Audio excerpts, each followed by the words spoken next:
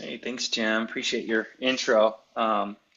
Yeah, so I'm excited about today because usually webinars and things are just us talking to or at the participants, and today is all about them asking me questions. So it's a little different format. So thanks for having me on, Jim, you and Nakia and the whole San Mateo organization. You guys do a great job for your members, and thank you for letting me be a part of it. Yeah, so a little bit about me, why you might consider listening to a guy like me. The bio was written a few years ago, so I think I might be close to 1,000 now, doctors into ownership, but let's just leave it at 500 for now. Essentially, my company and myself, we help doctors get into ownership the right way, whether that's buy or sell, or I'm sorry, not buy or start rather.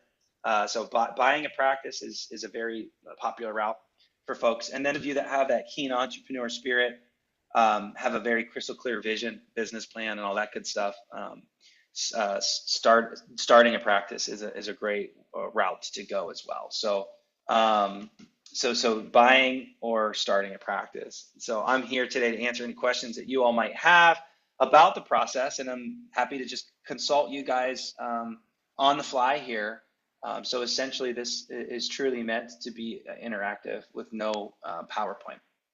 But so first of all, if anybody has any questions, please pipe in at any point, and or ask your questions via the chat.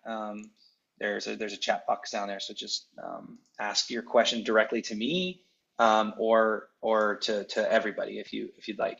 The other thing what we did was we surveyed you all before this meeting, and a lot of great questions came in. So if you all are not going to ask questions on the fly, then I can run through the questions provided. But just to kind of get the juices flowing here and what we're talking about, we polled all of you, and it varied anywhere from how likely are you becoming a practice owner within the next year or two. And we got some 1s out of 5, and then we got some 5 out of 5, and of course 3 out of 5. So there's a different array of you all that participated in this survey. In that survey, the top things that you all were interested in were the following. What is a practice's profitability? So how do you calculate profitability in practice? We can go through that. What is the overhead costs and margins? So I read that as kind of like what's the break-even point, and I call that BAM, bare ass minimum of what you have to do in a practice to keep it operational. So break-even point, and profit margin. So we can absolutely hit that today. The next next ranking were what are the biggest roadblocks or obstacles of getting into ownership? And I think that one's interesting because there's different roadblocks depending on whether you're doing a startup or an acquisition. So we can go over those in particular depending on what you all are interested in today. And then what the next ranking one, next highest one was, what does a particular market look like to buy into? So what I read that as like, what's a prime market to buy in? And so all of these are really great concepts. I could literally fill an hour on any of these. So that's a little bit of the poll results. I see one doctor in here specifically that I recognize. Doc, I'll address your questions first. Dr. Yoon. So you said you ranked a 3 out of 5 in getting into ownership. So today it would be awesome if I could get you from a 3 to a 4. And so you only asked one question today, and I think we could probably come up with some more questions if you're willing to share, and maybe getting you from a 3 to 4, and maybe just answering this one question might get there. So please, let's have a discussion if you're open to that. But essentially, your question was, do you typically hire a manager to take care of the staff and billing? And I think that's a great question because a lot of you doctors out there feel a bit uncomfortable, maybe insecure is a harsh word, but uncomfortable with the front office duties.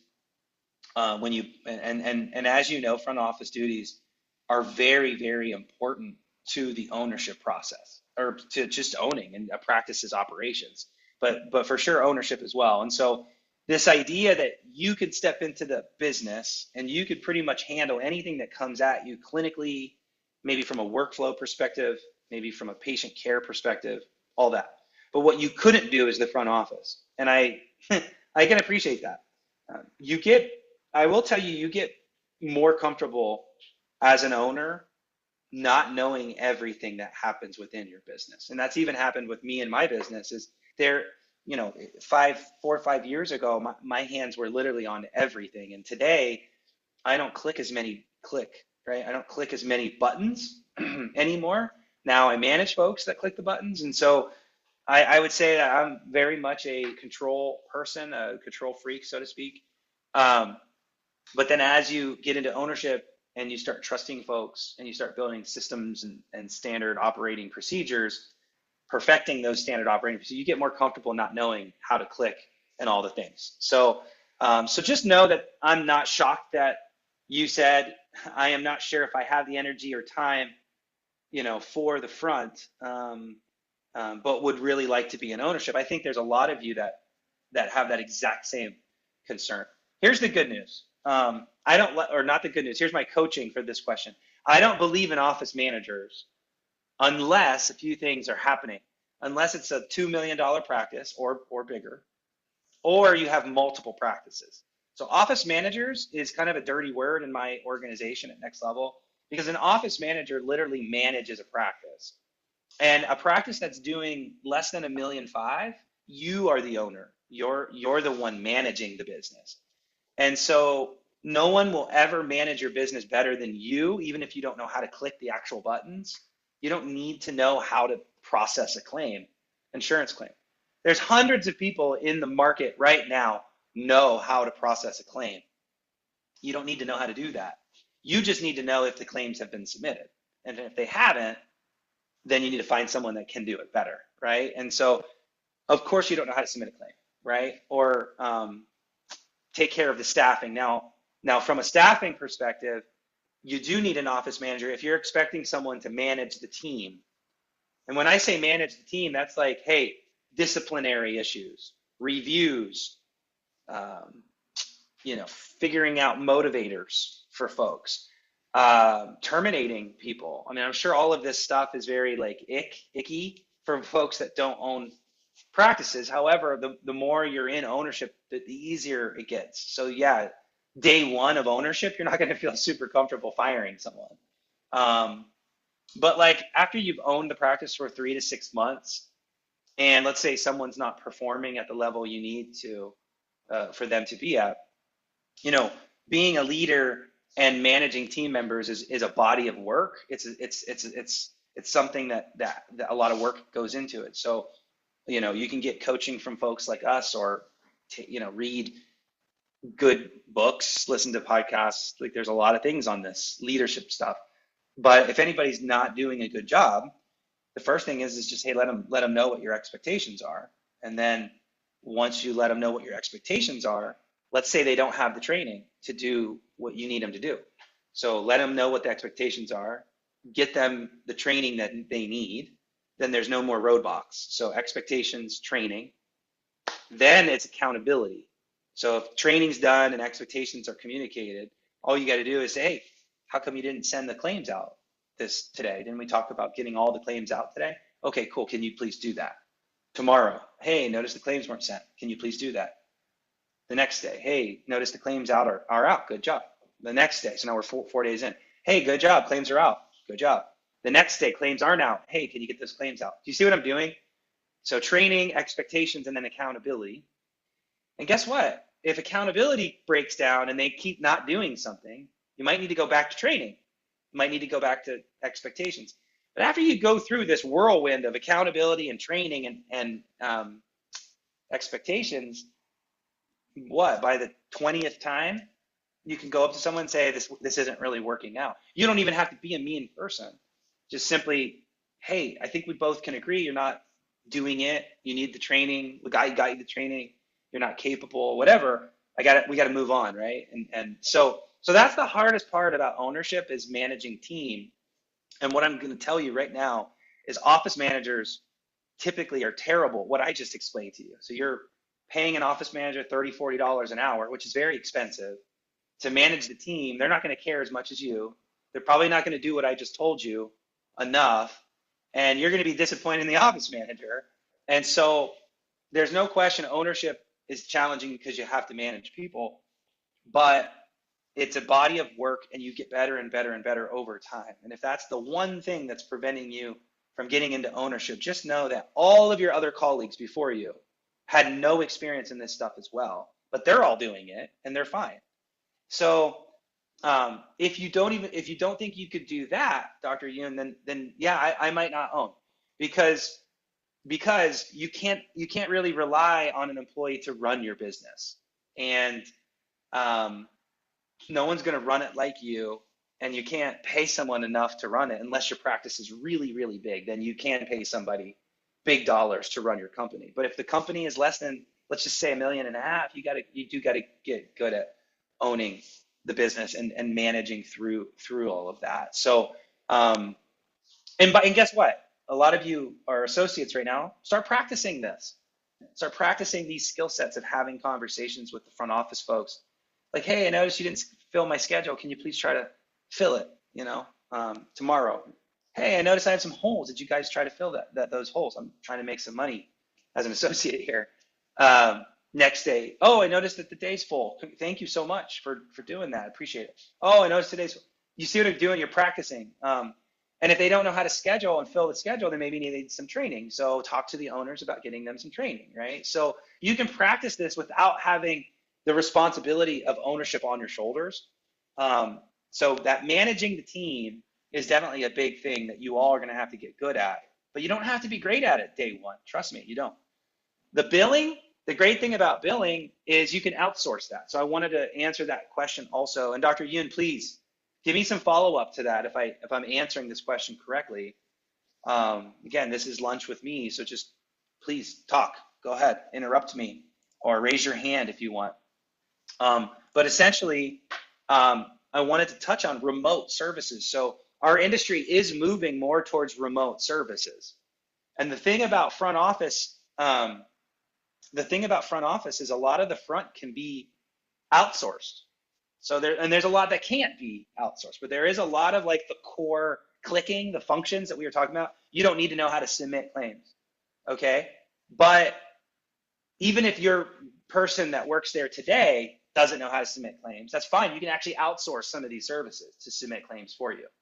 Insurance verification is another thing that gets outsourced, can be outsourced. So insurance verification, claims submission, so submitting claims. Let me think here. You can also get phone coverage, so picking up the phone. You can get the phones to be picked up. So that's the service you can also outsource. So a lot of the big, heavy functions of the front can be outsourced. And the great thing about outsourcing is a few things. Number one, it's all on performance. It's a performance that you're hiring people outside of your organization. So usually, usually billing companies will charge you a percentage of what they collect. So those companies want to collect a lot of money because they're making money as a percentage of. So it's all performance. You don't have bad attitudes or people that are lazy or,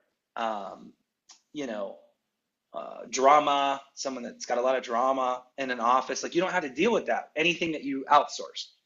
And so that's great. The other great thing is like payroll taxes and sick PTO, paying for your sick and vacations. You don't have to deal with any of that with outsourced services. So you don't have to give your remote biller Christmas off.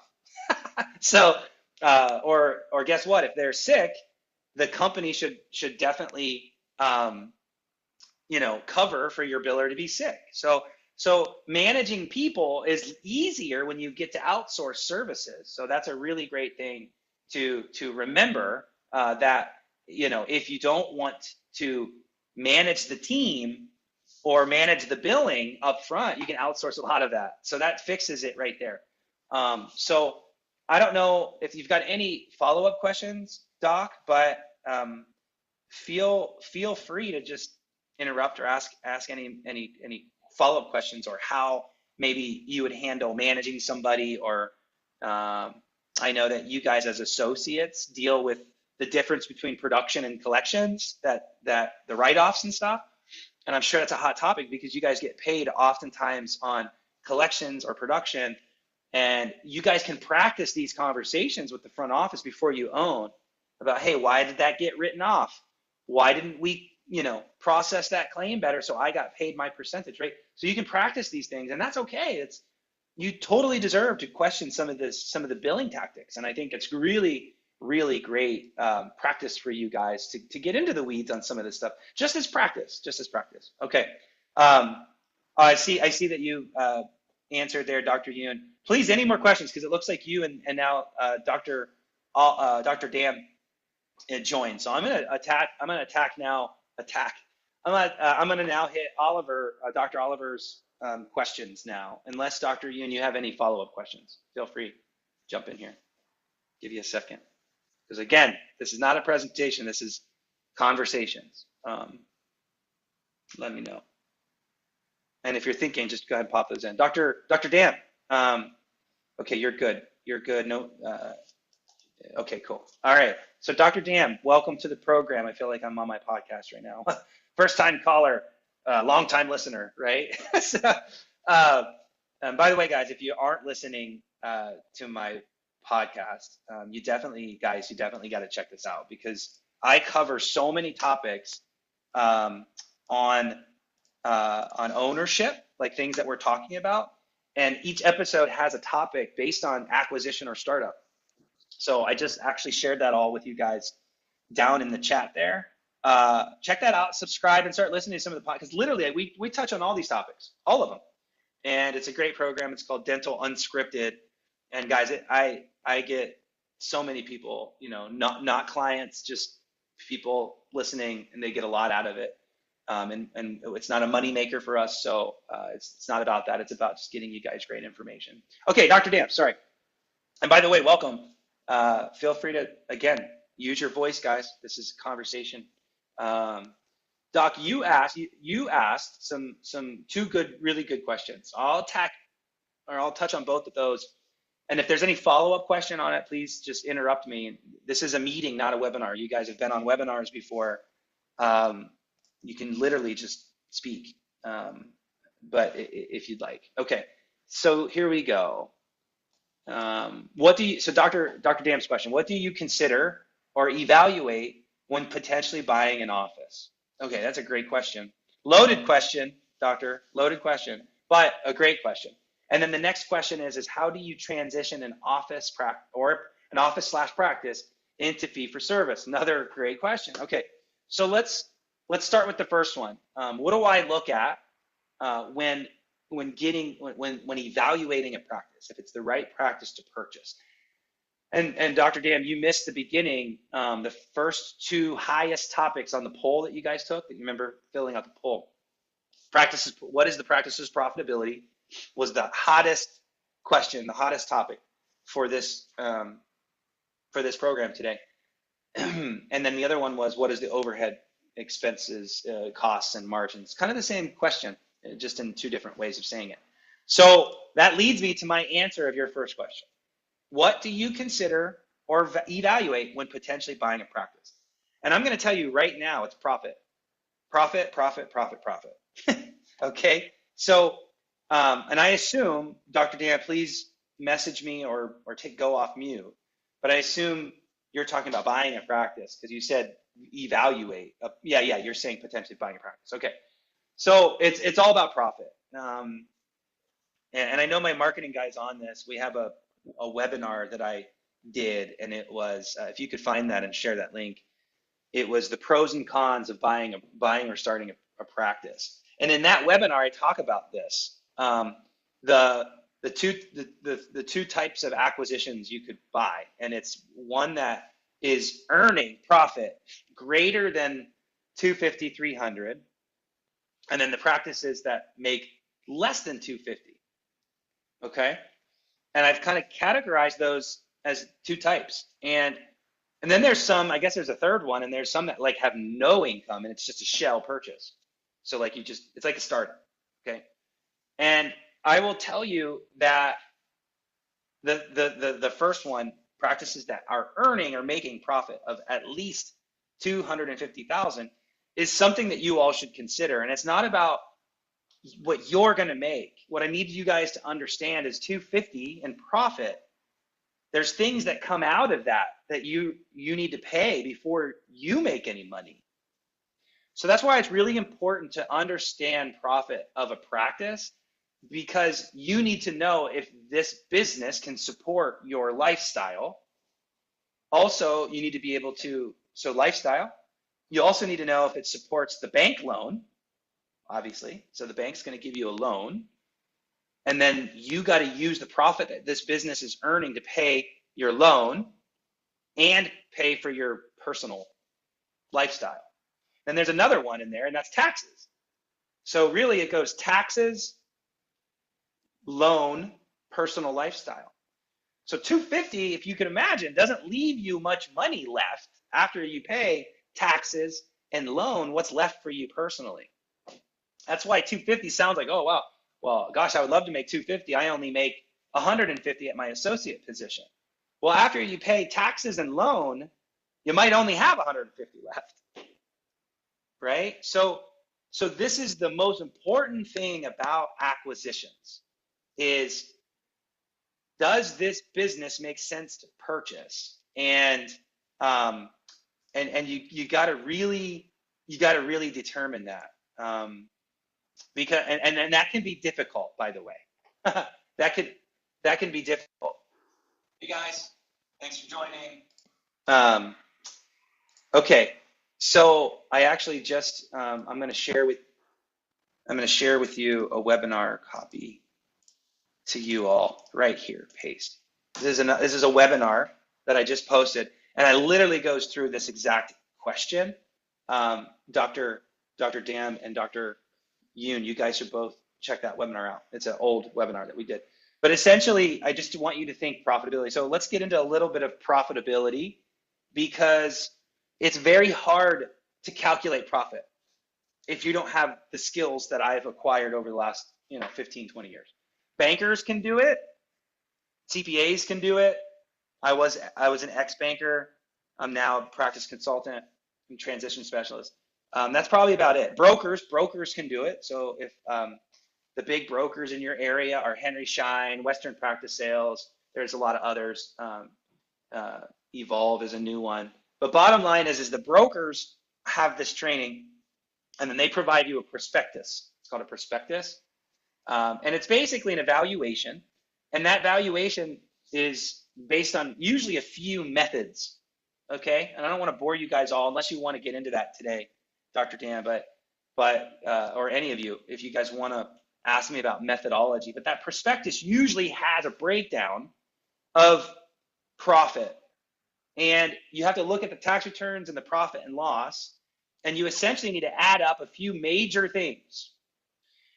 Now, this is confusing, and I want to get into this because you all always are confused by this, which is why people hire me, obviously. So please hire me if you feel like you're totally in the weeds or don't trust yourself or don't trust the broker. But the broker represents profit that the business is making. And then the bank also looks at this, but they're very conservative. The banks can be very conservative on their calculation because they're banks and they have their metrics and ratios. For example, I had a client the other day that owned a property, a rental property, and they make income on their rental property. Well, the bank didn't use the rental property income of my client as part of the decision. Even though it's definitely part of the decision, the bank can't use that profit as part of their decision per their underwriting guidelines.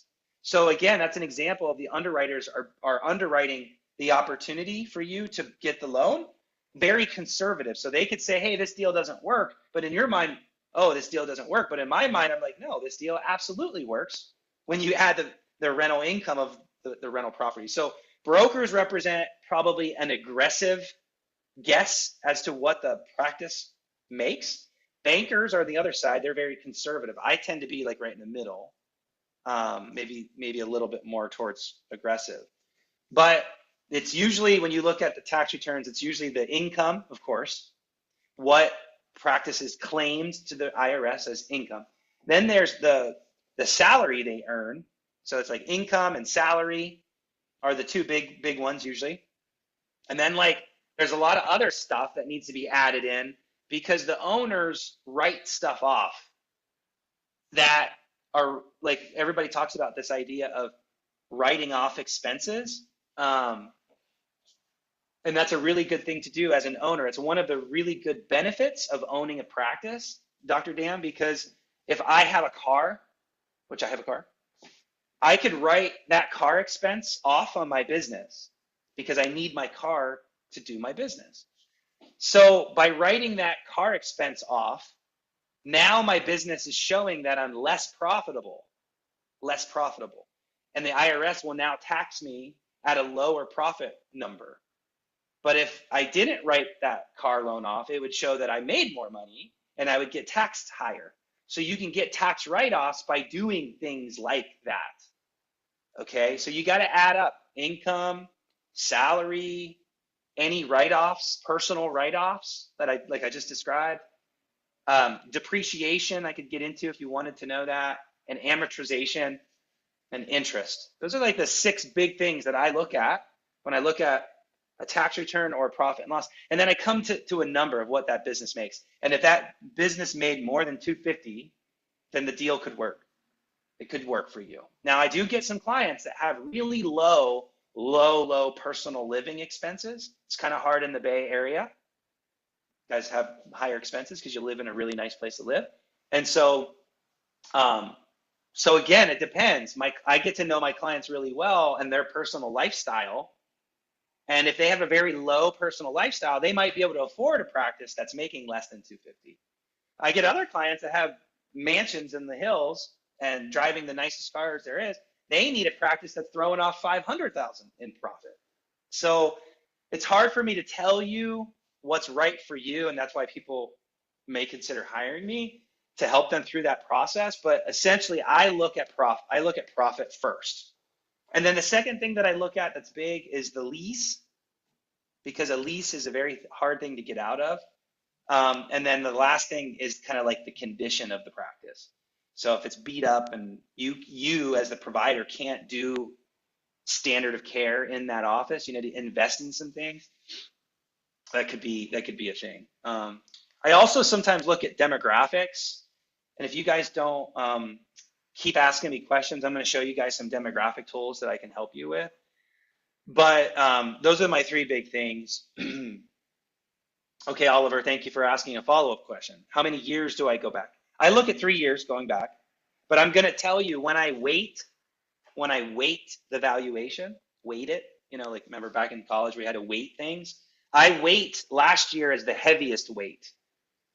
And then 2023 is the next weight, and then 2022 is like the lowest weight. So the heaviest weight should be on last year. Now DSOs don't care about 3 years. When they buy practices, Dr. Dan, they just care about the last 12 months. They don't even look at last year. So right now we're in March. DSOs would say, send me your financials from March to last year's March. Just show me what you did the last 12 months. That's how they buy. When I look at a practice, I look at 3 years, and I look at the profit of each year, and I come up with an average, and then I weight the average. So it's kind of like a formula, and then I do a multiple of that profit. And I will touch on that. Sale prices of practices should be pretty close to a multiple, and I could share that with you in a private session if you guys want to book that time with me, of what a good multiple would be.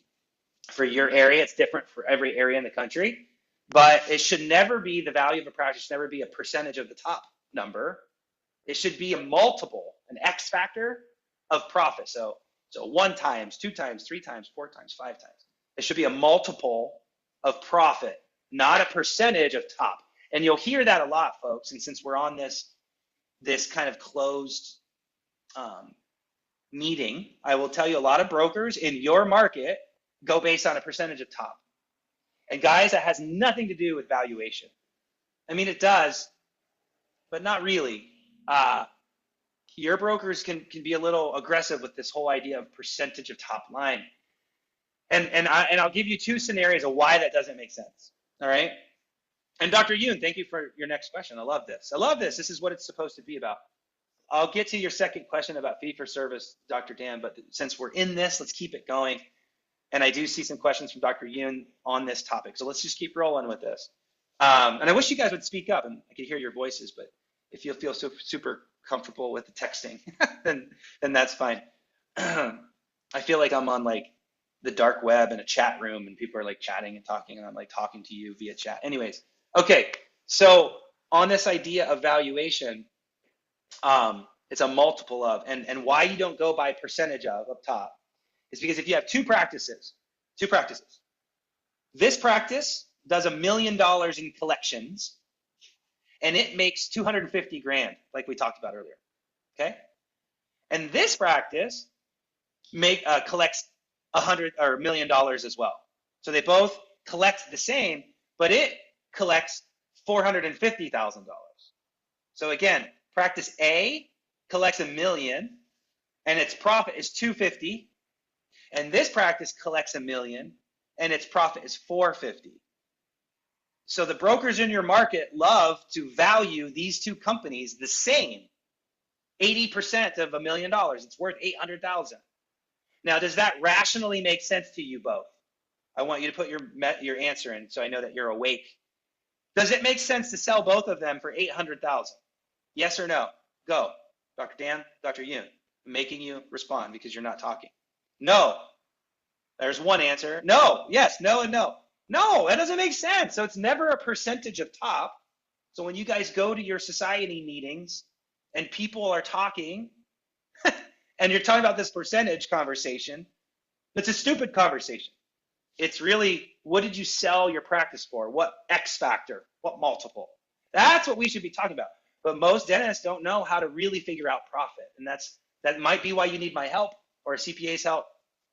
But I would argue that, just a little selfish plug, I look at not only the profit, but I look at the practice's performance. I look at fees. I look at marketing strategy. I look at the employees' benefits. I look at hygiene numbers. I look at case acceptance. I look at all this other stuff and profit. So that's why you might consider me as a buyer rep. Okay, so I think we've covered kind of what I look at, and we've covered profit, and we've dug into profit a little bit. The follow-up question, and then I answer 3 years back is the answer there, Dr. Dam, 3 years back. But again, I want you to know that proper evaluation would be last year's the heaviest weight. And by the way, that matters because practice's profitability that's going down, if you guys are following me, if someone's profit is going down, would they sell their business for the same amount? This is a trick question. I'm going to make you both answer this. Profit is going down. Forget collections. Profit's going down. Would they sell their business for less or more today? Less or more? Go ahead and answer less or more today if their profit's going down. Yes, Dr. Yoon, you responded directly. Dr. Dan, you're up. What's your answer? Less or more if the profit's trailing down? Less. Yes. Absolutely. What the brokers will say is, well, this practice has all this opportunity. Look at what they did 3 years ago. It made 500 grand, but the doctor got sick and people left, and the hygienist, we can't fill the hygienist spot, and so therefore profits on its way down. But you guys could do a better job than us. Guys, do not fall into that ego thing that I could run this business better than them.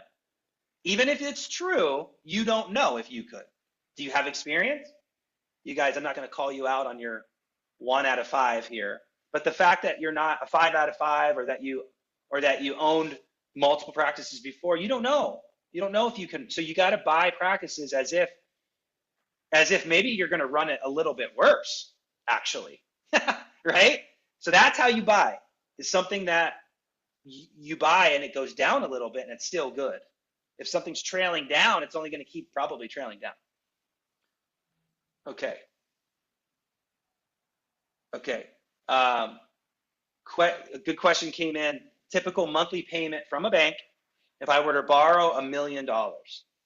So a general rule, folks, is for every $10,000 in a loan will be $1,000 debt payment. Okay, so that's a good general rule. Sorry, 100,000, 100,000, 100,000. I can add a zero to that. So for every 100,000, it's going to be $1,000 worth of debt payment. So the answer was, if I borrow $1 million, Doc, who asked that question, answer, what do you think the loan payment would be? Every 100,000 is $1,000 worth of debt. So if I'm teaching you anything, what's the answer there? Yes, ma'am. Or I actually don't know genders. I'm so sorry. Yes, that's correct. 10,000 is the answer. So if you buy an $800,000 practice, it's 8,000, and so on and so forth. So that's a great question. I'm glad. See, I love this question. Okay, because you're thinking now like a business owner. Remember, I said we gotta take the profit and pay.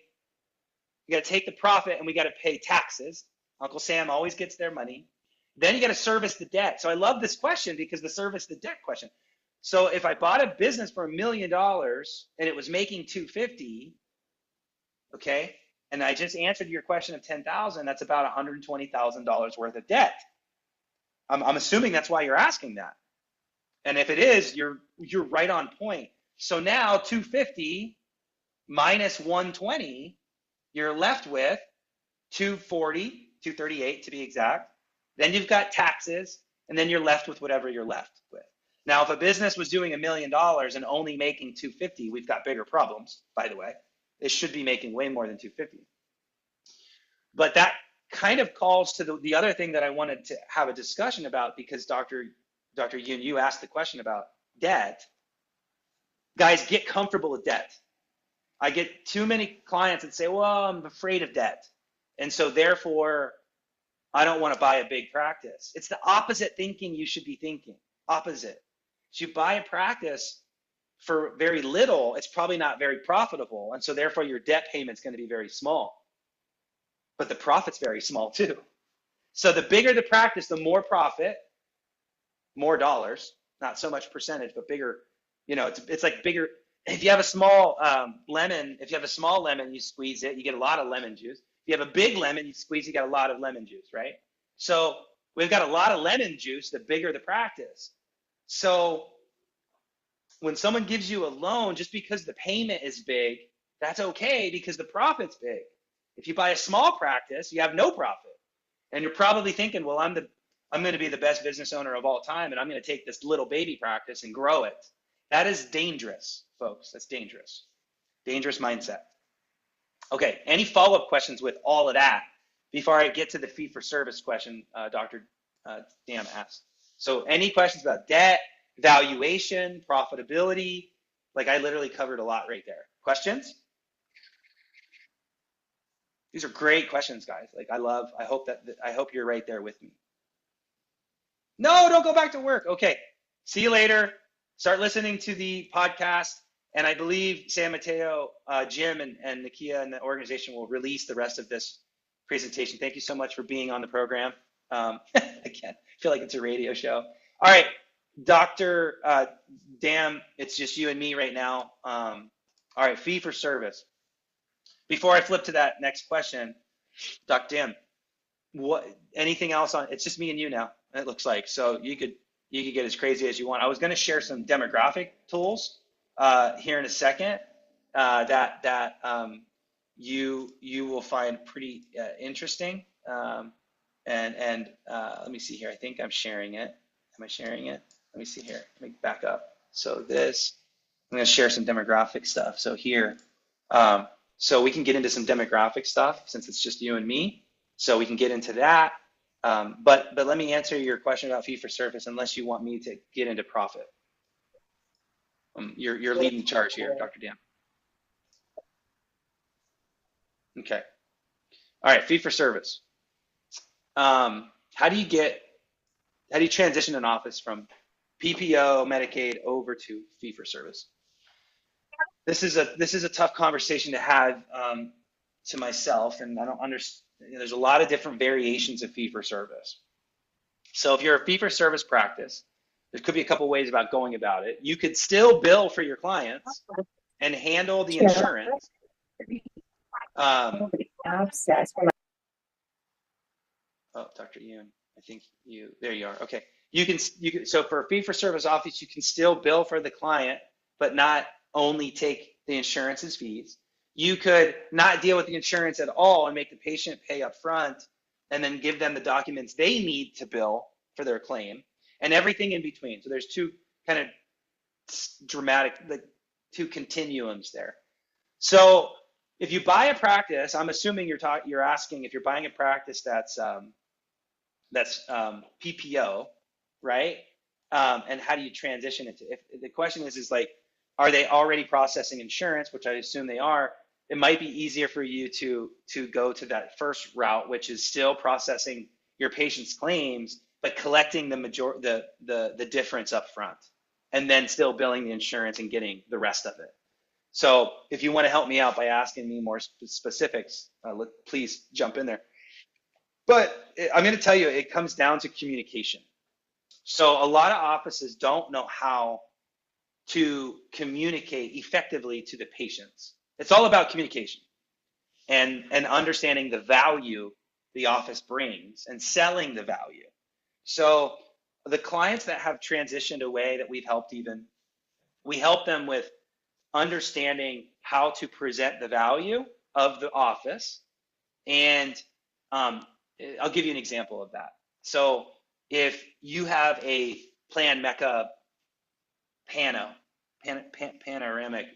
X-ray, they have a great pano that's very low dose radiation. Okay, a lot of offices buy that beautiful machine and they install it, and that's that. And when a patient needs a pano, they get a pano. Okay, that would be normal, and you know what that looks like. Fee-for-service offices take the patient around the office and say, okay, Mike, I'm so glad you're in here for your first exam. We're going to take some x-rays on you. The first step of that process is getting a pano. Let me tell you a little bit about this pano. It's low dose. Dr. Dam chose to buy this pano specifically for your benefit. It's less radiation, blah, blah, blah, blah, scientific, build up the story. We really care about not just your mouth, but the whole body. And it's why we spent the extra money buying this particular pano. Do you understand what I'm doing here? I'm building up the value and just communicating all the amazing things that the office does for you, so that they understand why you're worth the extra $200. And then at that point, when you do decide to drop the insurance, the patients are going to have to think, oh gosh, now I got to go find another doctor and meet another hygienist, and maybe I don't trust that doctor to sell me too much dentistry. Oh, and they also they have the low dose x-ray, they do all these things. It's worth the money. Do you understand what I'm saying there, Dr. Dan? Like, it becomes more of a value proposition and less of the insurance only pays X for the pano, so that's what we're going to charge you. It becomes a mentality thing. And I got to be honest, the majority of that is the clinical, that's on the clinical folks, you and the hygienists and the dental assistants. The front office person, it does also have a pretty big role to play, but it's more about the value you guys bring in the back, okay? And so we work with a lot of offices and clients, especially in this area, the Bay Area, with Delta Premier and all that. It's very challenging, but it's a process. The other thing that I will say is insurance verification is a huge part of that. Okay, I noticed, Dr. Dam, you gotta go. Feel free to just listen in and AirPods or whatever if you've got to go back to work. Oh, by the way, guys, I would love for you guys both to set up a consult. I'm happy to do a one-off consult free of charge, no issues there. And we can kind of get into your specific questions, needs. I can even get into demographics for your area if you're thinking about doing a startup or buy And usually those consults are about 30 minutes, and I promise I'm not a high pressure salesperson. So as soon as my marketing guy sends me that link, I will share it with all of you. Um, but yes, I would highly suggest setting up a consult. We can get into your specific questions. Okay. All right. I know that Dr. Yoon is still listening. So for their benefit and anybody else that might be listening to this recording, I'm going to go through some of the other questions that you all asked before this meeting. Okay, so the next question is tips for scaling a startup. Ooh, we're now getting into some startup conversations. So how to scale a startup? When I hear that question, I hear how do you get busier? How do you get busy? How do you scale? It's a loaded question because getting busier is one part of scaling, but also how many people do you hire as you're growing? And that's always an issue with scaling businesses is I'm so busy. Um,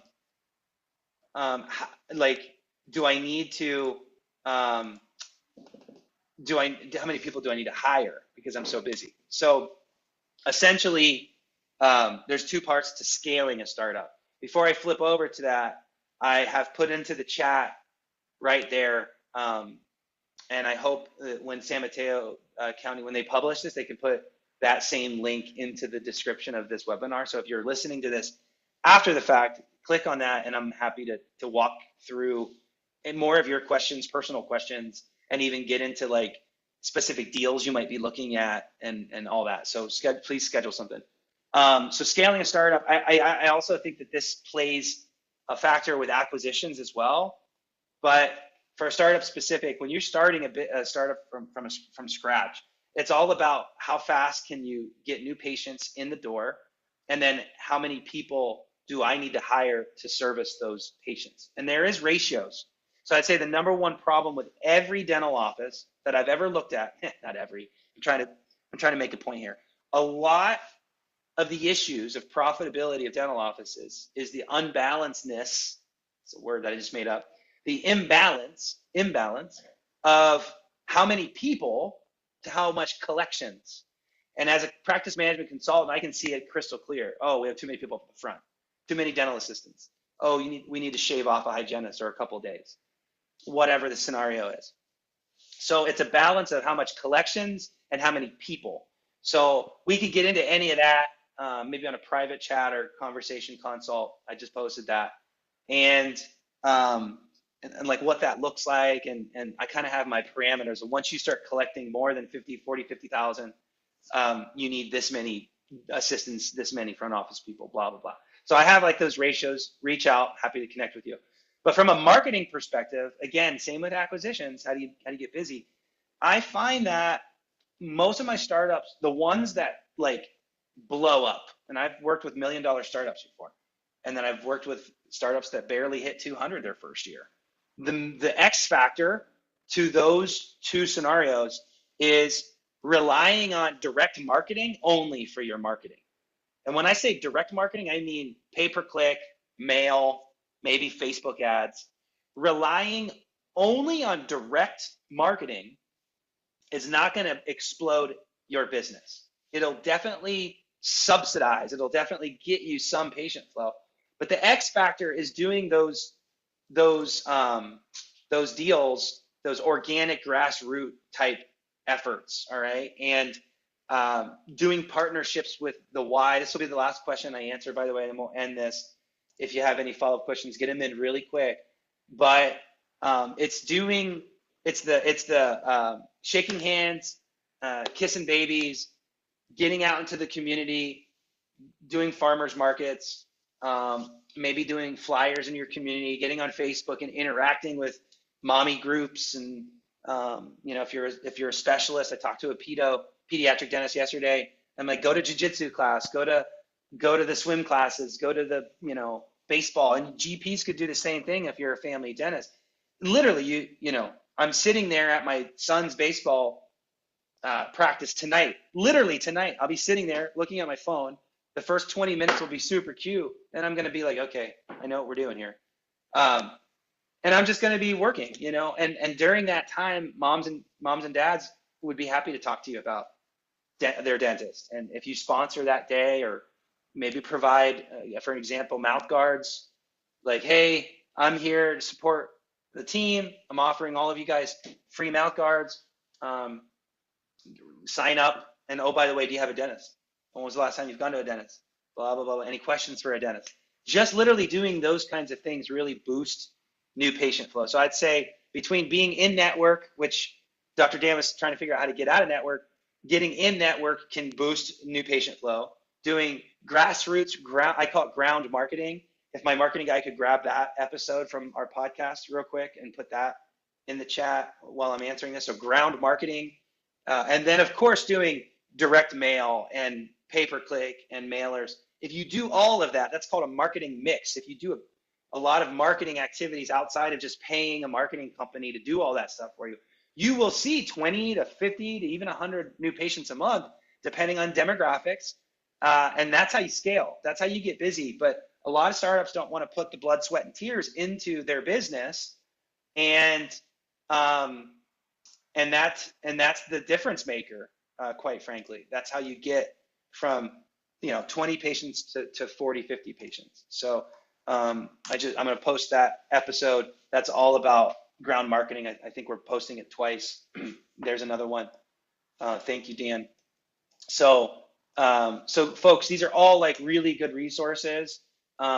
If you're listening to this program recorded, check out the description. There's so many great little webinars and podcast episodes specifically on these topics. And that's why I would invite you to listen to our podcast, because it has so many great little different things to think about. So we didn't get through half the questions today, but I think we are running out of time. I want to thank you for being part of the program and being part of the San Mateo Dental Society membership. This is the kind of programs these guys put on, and it's high value. So thank you for the opportunity, Jim, and folks definitely take advantage of more presenters in the future. Yeah, thank you again, Michael, for presenting to our members, answering all those questions in such detail. We're looking forward to having you in person later in the year. Yeah, absolutely. I'm here for you guys. I love being part of your guys' community, and we're passionate about helping doctors make really good decisions, whether that's buying, starting, or even operating your company. And that's what we love, and we're here to do it and happy to do it. So